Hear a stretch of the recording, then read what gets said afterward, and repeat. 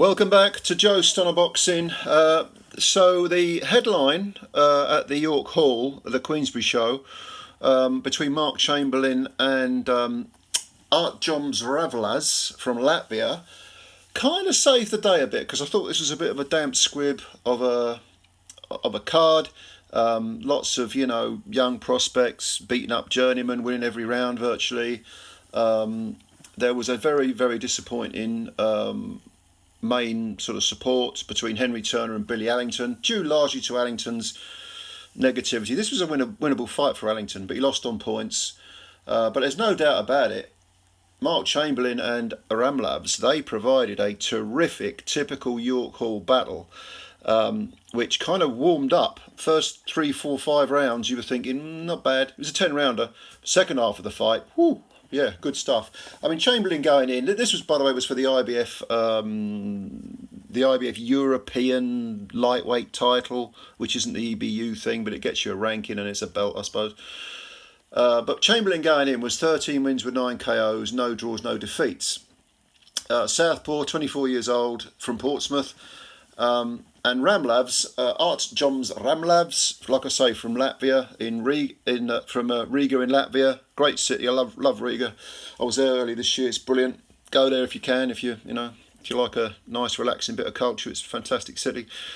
He came all the way. Only 5'7", so I would say at a guess he was probably about 3 inches shorter than Chamberlain.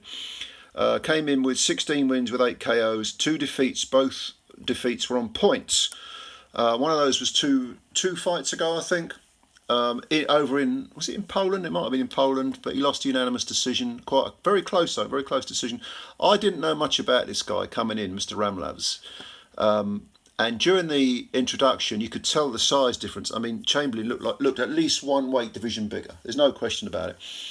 And you thought, is this going to be an early one? And for the first 3, 4 rounds, I'd say maybe the first 5 rounds, it was a bit sort of stop-start, a bit staccatoed, a bit scrappy maybe.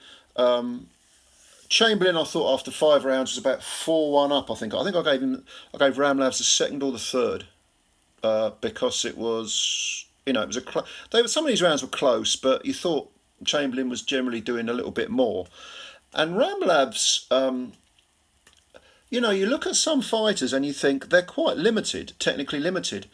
But it's almost like they know what their limitations are. They know what they can and can't do. And they're going to simply concentrate on what they're good at. It's kind of like we saw Jeff Afori a couple of weeks ago, who is, quite limited technically, but not a bad domestic level fighter. But he fights within his strength, so to speak. He doesn't try and do anything he knows he can't do. He doesn't allow ego to get in his way. He knows he's a good pressure fighter. And this guy was kind of like a Latvian Jeff Afori, to be honest with you, in style. Because gradually he crept into the fight. Now, having said that, in the 6th round, he had to go through a bit of a crisis, Mr. Ramlavs, because Chamberlain really started to hurt him and clock him. And Ramlavs was, staggering all over the place. He didn't look in good condition. It looked as if he was gradually, the energy that he was having to exert to stay in the fight was taking it out of him, and that Chamberlain would cruise to victory. And he did well to get out of the round, Ramlavs, because sitting between the rounds 6 and 7, sitting on his stool, he did have that air of someone who was, just about out of puff. He had blood coming out of his nose and his mouth. He looked worse for wear. Didn't like the body language or the facial expression. And then in the 7th, to start with, maybe the first 30 seconds, 40 seconds, it was more of the same from Chamberlain. And then suddenly Ramlavs threw a punch, both southpaws, these guys, by the way. He threw a backhand that clipped Chamberlain on the eye and unzipped a very, very bad cut over his right. Actually, I say it's over his right eye. No, it was on the eyelid.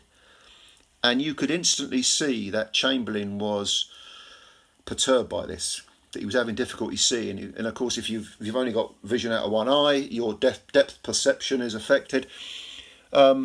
Unfairly, it was called a headbutt. I don't think it was a headbutt, because they showed a replay between the 7th and the 8th rounds, and it looked to me like it was a punch, definitely. So had the fight been stopped, it would have been a victory for Artjoms Ramlavs. But Ramlavs, this spurred him on. Suddenly he saw, oh, hang on a minute, what's going on here? Hey, I've cut him.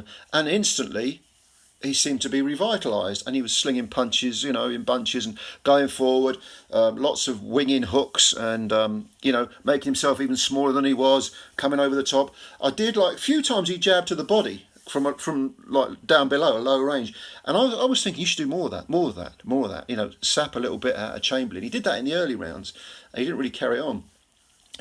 But in the 8th round, I thought it was the I think the referee spoke to Chamberlain about use of the forearm, was it? Or there was he definitely warned Chamberlain at one point. He actually pulled both fighters together a couple of times in the fight and said, "Come on, tidy up," because he was getting a bit scrappy. But definitely the cut was bothering Chamberlain. And the 9th round, rough and tumble. I think I gave it to Chamberlain, edging it maybe, but it was definitely a case of Ramlavs was hanging in there, probably more than hanging in there. I thought he was losing the fight after 9 rounds. I definitely thought he was losing the fight, but he had made these rounds tough for Chamberlain, especially in the second half of the fight. Now, in the 10th round, you expected Ramlavs, thinking, okay, I'm behind on points, I'm going to have to stop this guy, I'm away from home, to tear out at Chamberlain. In actual fact, Chamberlain did it to him, and it paid dividends, because he was shouting at Ramlavs, banging him around, knocking him around, and there was about 30 seconds in, 40 seconds, 50 seconds at the most, he landed a sort of backhand, which was almost like a cross-come uppercut, I guess, which really badly shook Ramlavs, as bad as he'd been shaken in the 6th. And Ramlavs sort of fell back, his legs had, tottered a bit. Chamberlain jumped all over him, got him in the ropes, was battering him. Ramlavs tried to get off the ropes. Chamberlain followed him instantly, quickened his feet, bang, bang, bang. Backhand put Ramlavs skidding across the ring into the adjacent ropes near the corner, and the referee didn't even bother stopping it. Didn't even bother counting. He didn't even bother giving him a standing 8.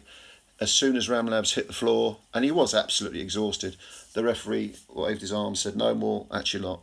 So it was a 10th round stoppage for Mark Chamberlain over Artjoms Ramlavs, and he retains his IBF European.